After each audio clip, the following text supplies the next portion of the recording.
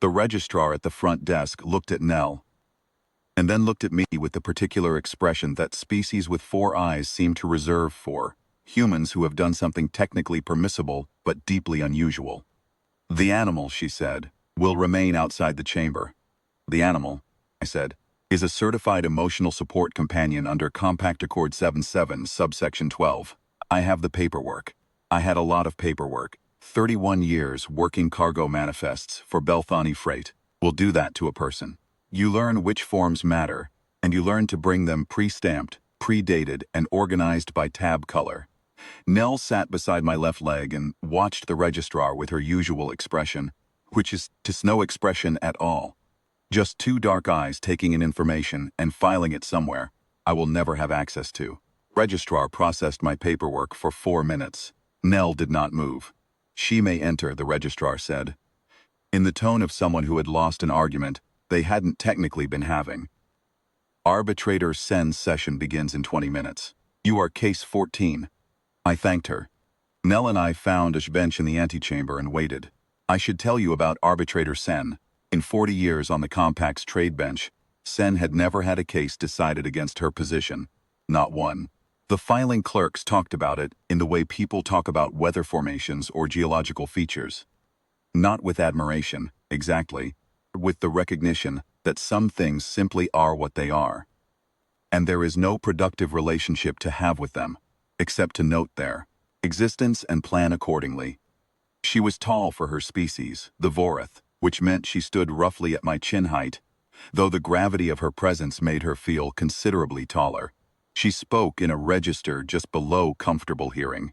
She did not rush. She had been known to sit in silence for 11 minutes before responding to a point of law, and the silence was not theatrical. It was simply the speed at which she processed, and she had learned that other species tended to fill her silences with concessions. My case was a straightforward cargo dispute. Belthani Freight had held a container of my employer's medical components for 16 months past the contracted release date, citing a customs classification error that my employer's legal team had corrected in month 2. The container had not moved. The correction had been acknowledged. The container had still not moved. My employer, a small pharmaceutical cooperative on Reach Station, had sent me because I was retired, because I knew the forms, and because I had once resolved a similar dispute at Port Arthur in 9 days through the sheer application of organized paperwork and patience. They had not mentioned Arbitrator Senne. She entered the chamber at precisely the scheduled time. No greeting. She took her position at the elevated bench, arranged 3 documents in front of her, and looked at case 14, which was me, for a long moment. Then she looked at Nell.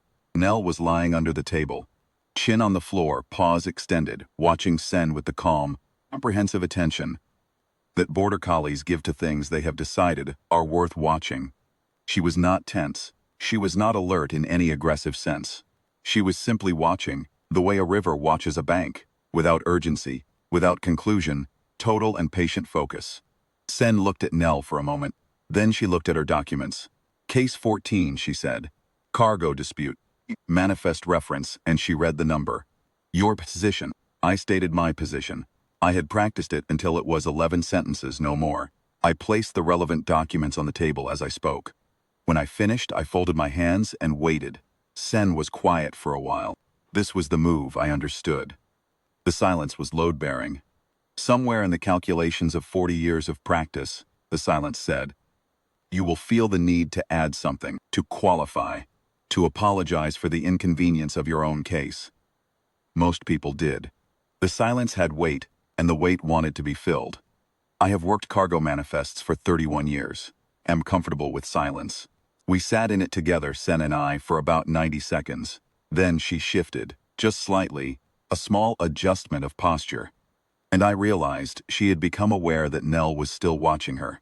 It is difficult to describe the quality of Nell's attention. She is 9 years old. She has spent those 9 years on a small property outside Meridian City, where my daughter keeps 3 sheep, and before that, she spent 2 years as a working trial dog.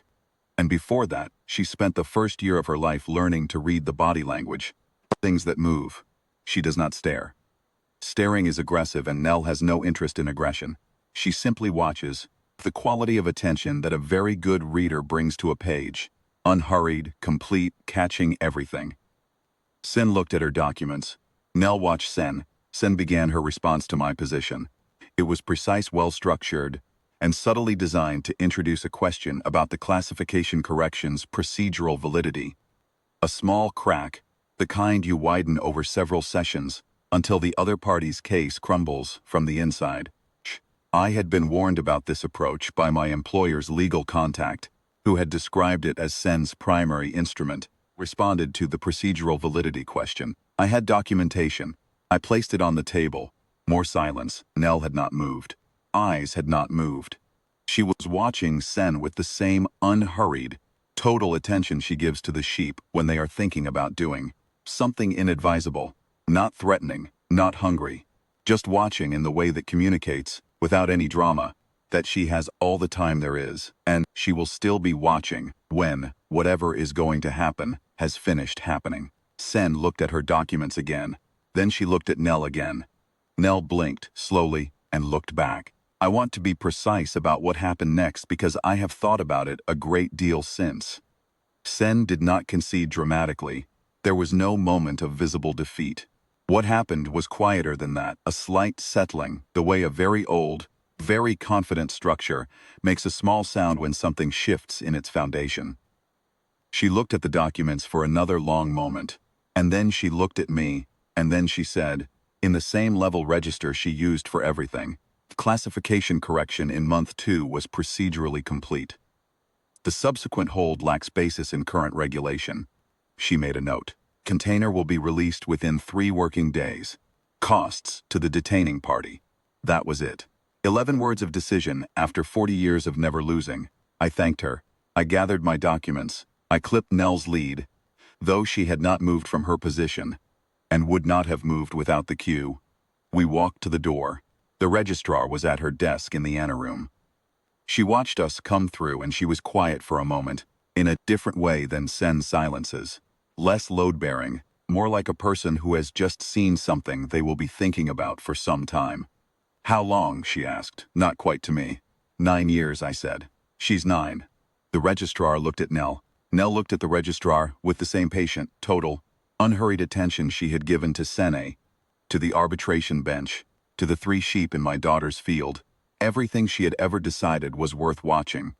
Yes, the registrar said quietly. I imagine she is. We went and found somewhere to sit in the sun while I filled out the release confirmation forms.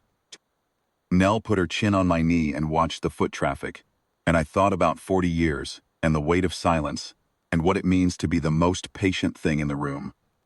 She was asleep before I finished the last form.